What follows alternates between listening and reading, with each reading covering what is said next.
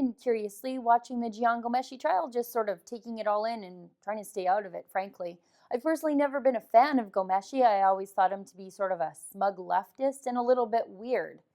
Looking back, I suppose I wasn't exactly too wrong about that.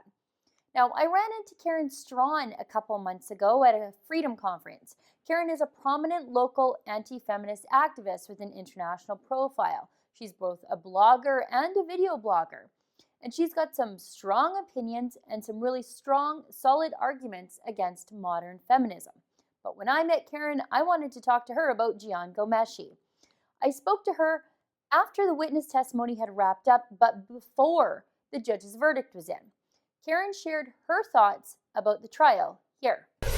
Oh, the Ghomeshi farce. That was like a very, very interesting series of revelations regarding just how badly the prosecution can mess things up, just how poorly police can be at investigating crime, and just how quick it is to convict somebody in the court of public opinion before they've even been charged with something. And now that I knew that Karen thought some of the female accusers were less than credible, I wanted to know exactly how she felt about Ghomeshi himself. Listen. I wrote a blog post, an open letter to him, and the first paragraph was, Ghomeshi, I can't stand you. You're smarmy and you're repugnant and your super progressive attitude and softballing of feminist guests, right? You never ask them anything difficult. You never ask them to evidence anything. You just take their word for it and, and send them on their merry way. And I can't stand the guy. I absolutely can't stand him. But he's not convicted yet. I don't think that he's guilty of what he's been accused of. I don't think that a guilty verdict would be justice being served. I think it would be a miscarriage of justice, particularly in light of the witnesses falling apart on the stand. So yeah, but I can't stand the guy. I absolutely hate him.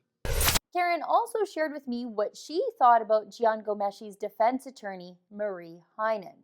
Just listen. The trial itself made me kind of cringe for women everywhere. And at the same time, the performance of defense counsel just restored my hope in women.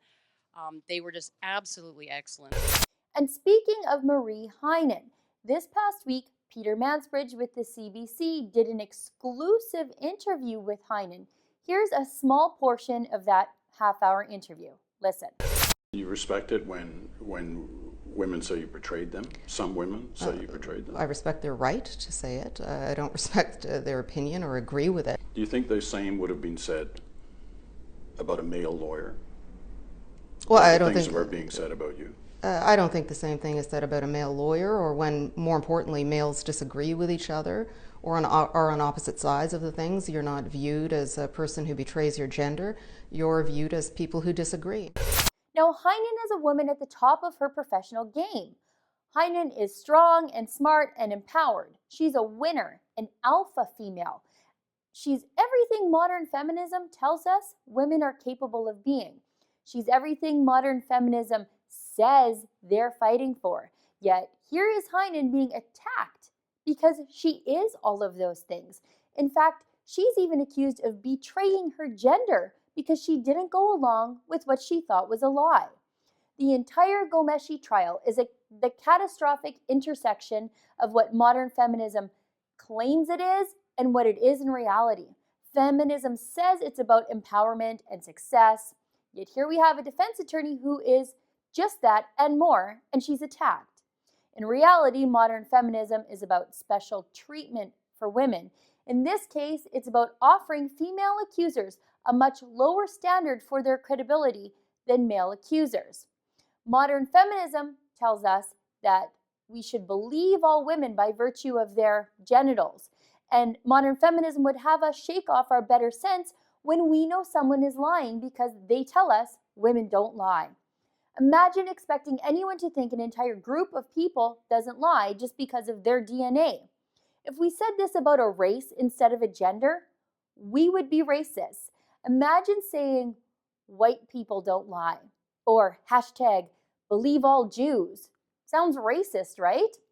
Ghomeshi himself is a self-described feminist, and while some part of me wants to enjoy the snake of feminism eating its own tail, I just can't. I have to care more about the rule of law than about my own sour joy. For the Rebel.media, I'm Sheila Gunn-Reid. Thanks for watching. Click here to never miss a Rebel update. Want even more of the Rebel? Well, click here to become a premium member.